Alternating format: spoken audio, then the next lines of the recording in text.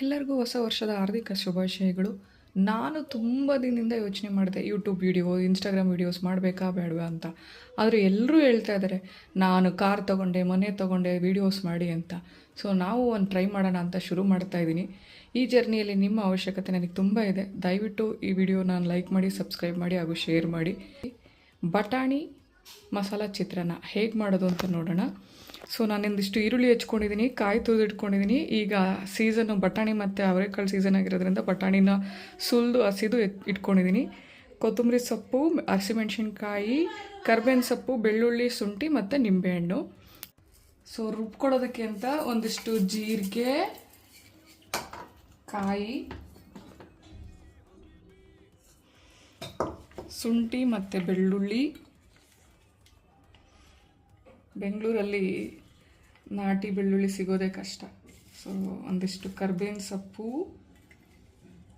ಕೊತ್ತಂಬರಿ ಸೊಪ್ಪು, ಸಬಾಕ್ಸಿ ಸೊಪ್ಪಿದ್ರೆ ಅದನ್ನು ಹಾಕ್ಕೊಳ್ಳಿ. ನಾನು ಹಾಕೋತಾ ಇದ್ದೀನಿ, ಚೆನ್ನಾಗಿರುತ್ತೆ ಟೇಸ್ಟು ಅಂತ.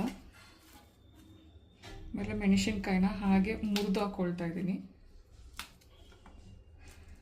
ಇದಿಷ್ಟು ರುಬ್ಕೊಳ್ಳೋಣ, ತರಿಯಾಗಿ ರುಬ್ಕೋಬೇಕಷ್ಟೆ. ಜಾಸ್ತಿ ನುಣ್ಣಗೆ ರುಬ್ಕೊಳ್ಳೋಕೆ ಹೋಗಬೇಡಿ, ಬೇಕು ಅಂದರೆ ರುಬ್ಕೊಳ್ಳಿ, ಟೇಸ್ಟ್ ಚೆನ್ನಾಗಿರೋದಿಲ್ಲ. ತರಿಯಾಗಿದ್ದರೆ ಟೇಸ್ಟ್ ಚೆನ್ನಾಗಿರುತ್ತೆ. ಸೊ ಅದಕ್ಕೆ ರುಬ್ಕೋಬೇಕು.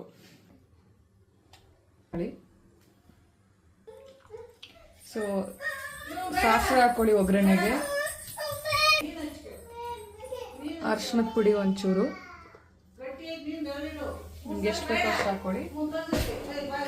ಹೆಚ್ಚಿಟ್ಕೊಂಡಿರೋ ಈರುಳ್ಳಿನ ಹಾಕ್ಕೊಳ್ಳಿ, ಚೆನ್ನಾಗಿ ಮಾಗಿಸ್ಕೊಳ್ಳಿ. ನಮ್ಮನೇಲಿ ಸ್ವಲ್ಪ ಈರುಳ್ಳಿ ಜಾಸ್ತಿ, ಸೊ ಹಾಗಾಗಿ ನಾನು ಈರುಳ್ಳಿ ಜಾಸ್ತಿ ಹಾಕ್ಕೊಂಡಿದ್ದೀನಿ.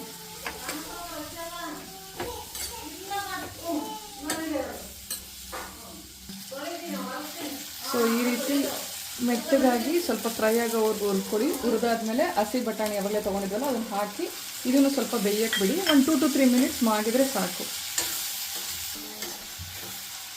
ಸೊ ಬಟಾಣಿನೂ ಕೂಡ ಬೆಂದಿದ್ದಾವೆ, ಮಾಗಿದೆ. ಈಗ ಇದಕ್ಕೆ ನಾವು ರುಬ್ಬಿಡ್ಕೊಂಡಿರೋ ಅಂಥ ಈ ಮಸಾಲಾನ ಹಾಕ್ಕೊಳ್ಳೋಣ.